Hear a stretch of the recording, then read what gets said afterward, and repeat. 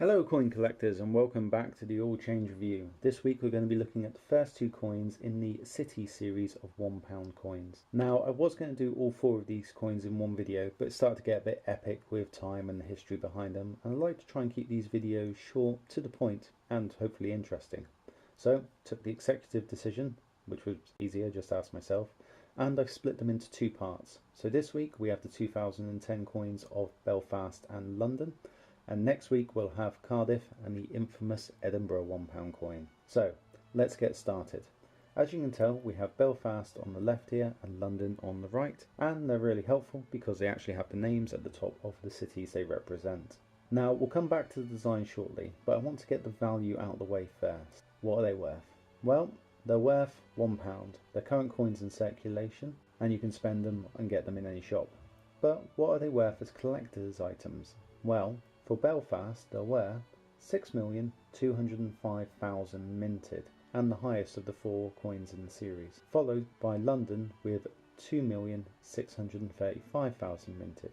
And looking at the last five sold online from circulation, Belfast went for £1.54, which actually surprised me with the highest mintage figures, and London only went for £1.31, which was a little less than I was expecting as well.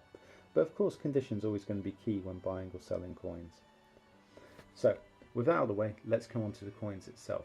They were designed by Stuart Devlin, who designed the Australian coin we've looked at previously. But first, I just want to turn these over and have a look at the reverse. So as you can see here, we've got the fourth portrait of Queen Elizabeth II by E.M. Rank Broadley. As usual, I'll post a link below to the video where I've covered off all the portraits of Queen Elizabeth on UK currency. Now, before we get fully into the design, I just want to talk about the rim of each of these coins. They have a milled edge, and each of the edges features the motto of the city they represent. So, for Belfast here, we have Pro Tanno Quid Retribumus, which translates as in, what shall we give in return for so much? And for London, we have Dome Dirige Nos, which translates as Lord Directors. So, coming back onto the front now, we have the designs for each capital and their coats of arms at the top. So for Northern Ireland, of course, we have Belfast and the coat of arms, which features a bell in the top corner. This is probably a reference to the name of the city, though the original name Belfast actually comes from the Gaelic Beal Fris, which means mouth of the river. And then we have a pattern here in the triangle, which comes from the Chichester family crest. And then, of course, being the massive shipbuilding city they were, we have the ship underneath to represent this. Next, on to London, and we have the quite simple St George's Cross with the sword in the top right hand corner.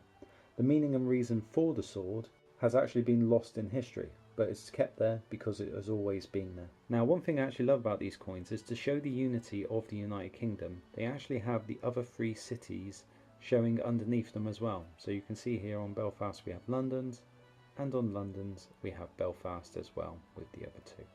But that brings us to the end of the All Change review today, and we'll be back next week with the next two coins in this series. But if you've enjoyed today's video, please give us a like and subscribe below. And if there are any other coins you'd like us to cover, just let us know in the comments section. Until next time, coin collectors, thanks for watching and keep collecting. Bye!